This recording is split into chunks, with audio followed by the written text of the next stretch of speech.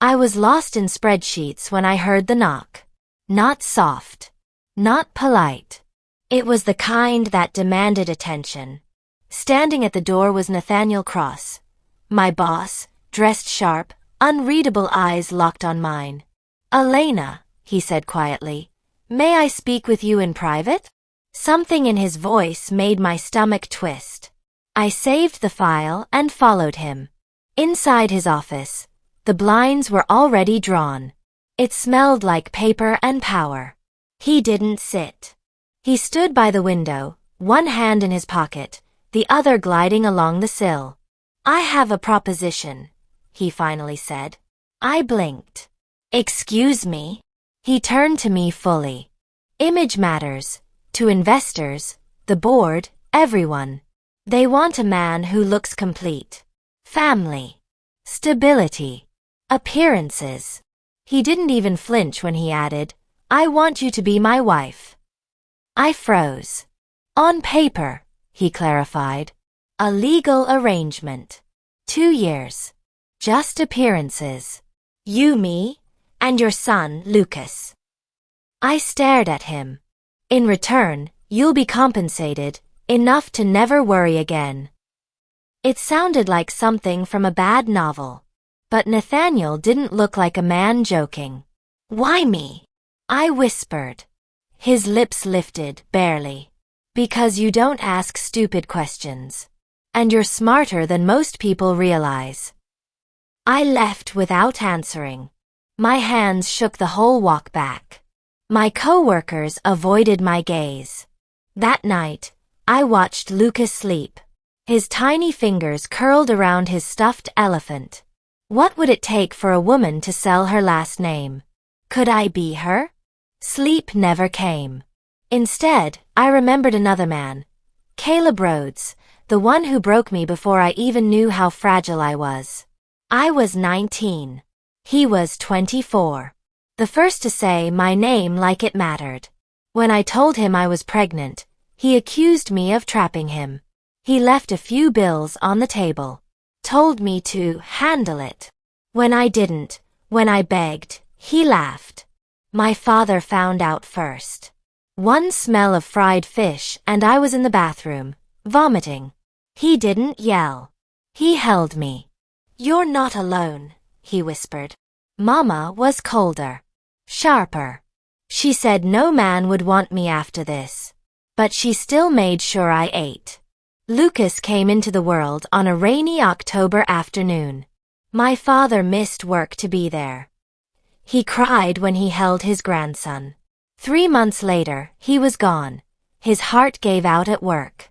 One call, and our world was silent. Bills flooded in. Mama sold her jewelry. I returned to work too soon. And now, Nathaniel Cross was offering a contract. A life. An illusion. I looked at Lucas that night and saw the same dreams I used to have. In the morning, I hadn't made a decision. But decisions were for people with choices. I didn't feel like one of them. Later that day, Mama asked if Nathaniel had said anything strange. I told her it was a business proposal. She didn't press, but her silence held weight. That afternoon, I opened my checkbook. Empty. Just like my options. So the next day, I stepped into his office and said, "I'll do it." His only response, "Good. But I have conditions," I added. "No physical relationship. No emotional expectations. Lucas stays with me. No one else knows." Nathaniel nodded. Agreed. The ceremony was quick. No flowers. No family. No kiss. Just a contract and a check bigger than I'd ever seen. We moved into his home. No, his fortress. Cold, pristine, guarded by gates and perfection. A wing was prepared for me. 3 rooms. A nursery. Everything new. I should have felt grateful. I felt like a well-dressed prisoner. He wasn't home the first night. But I couldn't sleep. The days blurred. I still worked part-time, under a different manager now. Nathaniel and I saw each other only during mandatory dinners. He was polite. Always. Respectful. But he noticed things. Once, I mentioned needing a rocking chair. The next day, it appeared in the nursery. No explanation. I caught him watching us once, Lucas and I. He vanished before I could ask why. He never pried. Never judged. And slowly, his kindness scared me more than his power ever did. Because I was lonely. And kindness feeds hunger you didn't know you had. Then, one evening, Mama came by. She didn't trust rich men. But when she saw how gently Nathaniel handed Lucas his toy, she softened. That night, I stood on the balcony. The city lights shimmered. And I realized, this didn't feel fake anymore. It felt like waiting. The gallery event came next. Our first public appearance. Nathaniel sent a dress. Midnight blue. Elegant. A handwritten note, "You'll look stunning." I wore it. I don't know why. He saw me at the stairs.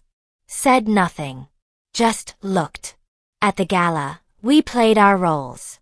Hand on my back. Perfect smiles. Too perfect.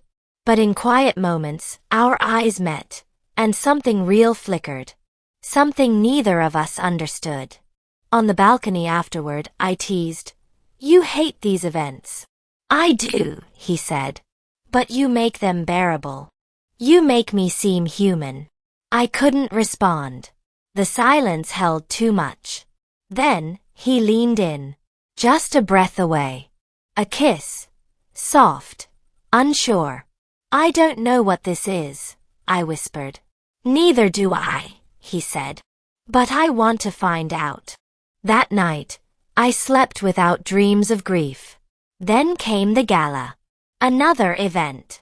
Another dress. But as I stood beside him, I felt the air shift. That sinking feeling.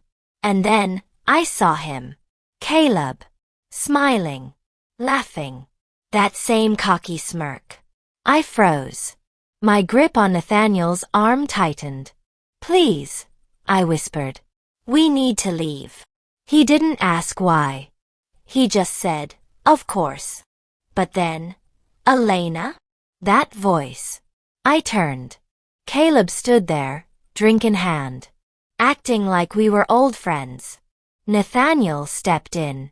"Is there a problem?" "Dylan Brooks," he said, extending a hand. "Old friend." "Nathaniel Cross," my husband replied.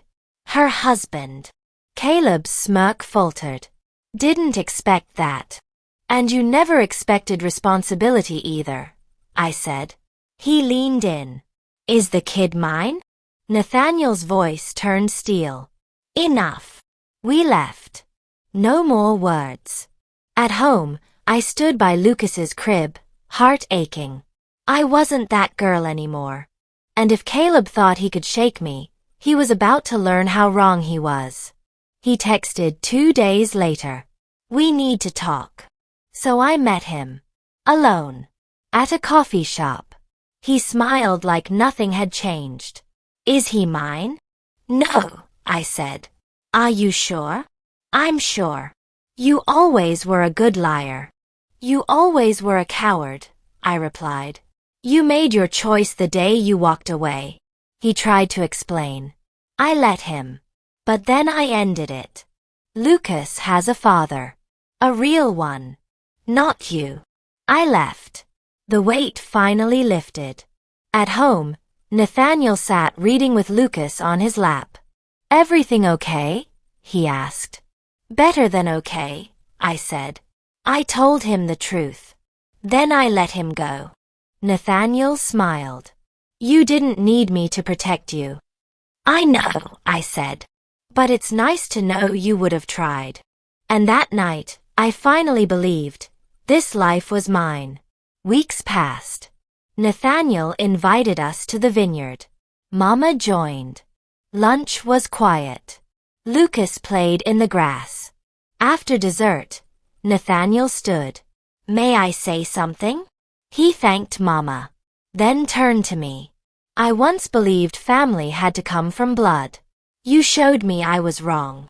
He opened a box. A ring. I don't want a contract. I want forever. Will you have me? Tears blurred my vision. Yes, I whispered. And for the first time, it wasn't survival. It was love.